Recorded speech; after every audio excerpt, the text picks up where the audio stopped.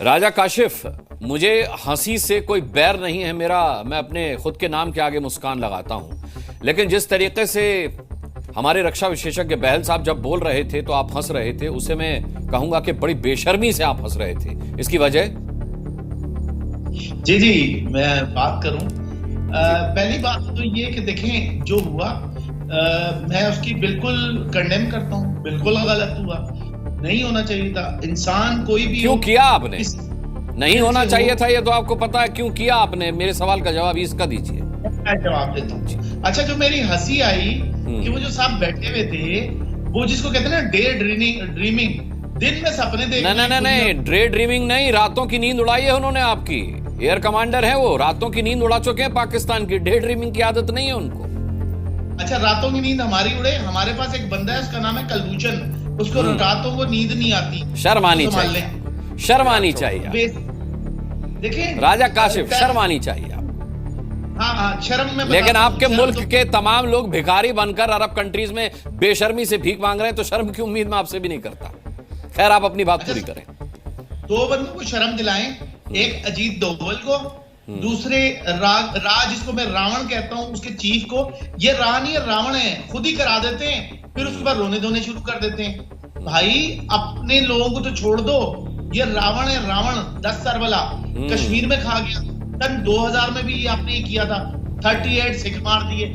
और अमेरिकन की बुक्स हैं भाई, आप लोगों पे तो रिसर्च हो रही है, इंडियन इंटेलिजेंस पे, कि ये कैसे अपने ही बंदे मारते हैं, फिर उस पर रोने बिल्ली की तरह रोते हैं। भाई, रावण को संभाल के रखें। आज देखें कि हिंदुओं के नाम पे हो रहा है। जब पाकिस्तान में भी एक कहावत पता नहीं पाकिस्तान में किस तौर पर बोली जाती होगी, हमारे यहाँ बोली जाती है राजा काशिफ, जग कैसा के मुझसा, यानी दुनिया हर इंसान को वैसी ही नजर आती है जैसा वो खुद होता है। जैसे आप बलूचों को मारते हैं, ऐसे आपको लगता है कि यहाँ पर हम अपने ही लोगों को मारते हैं। आहा, ये तो आपने बेशर्मी का नया रिकॉर्ड कायम कर दिया। नहीं, जब ट्रेन में मारा जा रहा था, आप हंस रहे थे। आप लोग वो कहते बहुत अच्छा है, आजाद होना चाहिए। तो कश्मीर हमारा हिस्सा है, हमारा कश्मीर हमें दे दो। जबान को लगाम दीजिए, जबान को लगाम दीजिए राजा काशिफ। डे ड्रीमिंग इसको कहते हैं, डे ड्रीमिंग इसको कहते हैं कि पाकिस्तान का कोई बंदा बेशर्मी से कहे कि कश्मीर हमारा है। चुनाव हुए, वहां पर सरकार बनी है, क्यों होने दिए चुनाव आपने? अगर यहां पर आपका कश्मीर है तो कश्मीर हमारा था, है और हमेशा रहेगा। और कुछ दिनों के बाद पीओके भी हमारा होगा। ये लिख कर ले लीजिए, आज की इस डिबेट का ये हिस्सा संभाल करके रखिएगा। राजा काशिफ, बिठा लूंगा आपको उसी दिन डिबेट में। यार मुझे बताएं, सपने कैसे देखते हैं आप? जैसे बिल्कुल आप देख रहे हैं, जैसे आप देख रहे हैं। हम सपने नहीं देखते, हम सपने नहीं देखते, हम सपनों को हकीकत में बदलते हैं। राजा काशिफ, कश्मीर का जो इल्म आप पाल रहे हैं, सपना वो है आपका। हमारे पास एटम बम। अच्छा, अरे छोड़िए एटम बम छोड़िए। संतरे और अंगूरों को एटम बम कहते हैं आप। गधे बेच के आपके घर का राशन आता है। अरे राजा काशिफ, गधे बेच के आपके घर का राशन आता है, आप क्या एटम बम रखेंगे? छोड़िए इस बात को।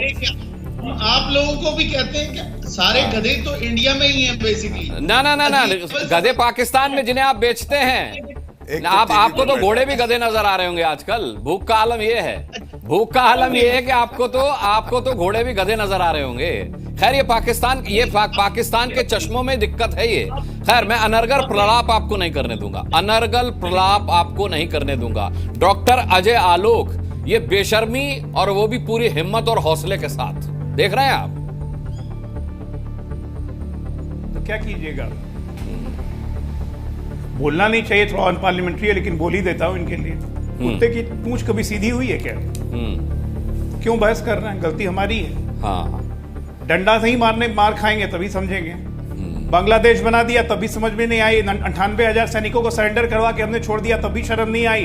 कारगिल में अपने सैनिकों को लेने से मना कर दिया, अपने सैनिकों के शव को। इतने बड़े बेशरम हैं और ये यहाँ पे हमें ज्ञान दे रहे हैं। जो देश अपने सैनिकों के शव लेने से मना कर दे, उससे बड़ा बेगैरत मुल्क कोई हो सकता है। लेकिन खैर, गैरत और पाकिस्तान कभी नहीं होती। मैं इनसे नहीं मुखातिब होना चाहता हूं, क्योंकि इनका तो इलाज करना है अभी 7 दिन के अंदर। इनका तो इलाज होगा, समय भी हमारा होगा, वक्त भी हमारा होगा, जगह भी हमारी होगी। कितना मारेंगे ये भी हम ही तय करेंगे। आप देख लो, ये हम तय करेंगे, इसलिए आपका काम खत्म हो गया। अब विवेक श्रीवास्तव जैसे इंसान आउट द मोल, सबसे बड़े मोल यही है, सबसे बड़े मोल ये विवेक श्रीवास्तव है। कहने कि हिंदू मुसलमान नहीं होना चाहिए। धर्म रिलीजन आइडेंटिफाई करके मारा गया, कहते हैं हिंदू मुसलमान नहीं होना नहीं होना चाहिए। चाहिए। मुर्शिदाबाद में वही किया गया, कह रहे हैं कि हिंदू मुसलमान नहीं होना नहीं होना चाहिए। एथनिक क्लिंजिंग हो रही है ये। हम सरकार के और साथ हिंदू हैं। मुसलमान नहीं होना चाहिए। मोदी हाँ, सरकार तो इनके एक्शन इनके लेगी, दामाद जो लेकिन हैं हिंदू मुसलमान नहीं विवेक होना श्रीवास्तव के दामाद, इनके विवेक श्रीवास्तव के दामाद श्री क्या कह रहे हैं, ये इसलिए हुआ क्योंकि यहाँ पे मुसलमानों को दबाया जा रहा है, उनको नमाज नहीं पढ़ने दी जा रही है, रोड पे आके नमाज पढ़ने से उनको रोका जा रहा है। तो यहाँ के मुसलमानों में फीलिंग है कि हिंदुत्व हिंदुत्व हिंदुत्व किसी ने कुछ नहीं कहा है, दबाया जा रहा है, किसी ने इसीलिए कुछ वो नहीं कहा आतंकवादी है। आए और ना हिंदू यहाँ का देश के मुसलमान, यहाँ ये का पूरा मुसलमान देश ये में धारणा पूरे नहीं विश्व रखता। में बिल्कुल गलत। एक मुसलमान विश्व भी में- मारा गया है पहलगाम में, बिल्कुल। वो इसलिए मारा गया क्योंकि वो हिंदुओं की जान बचा रहा था, इसलिए मारा गया। यहाँ का मुसलमान ऐसा होता है, यहाँ का मुसलमान पाकिस्तानी मुसलमान की तरह नहीं होता। और पाकिस्तानी मुसलमान में भी मैं पूरे पाकिस्तानी अवाम को शामिल नहीं कर रहा।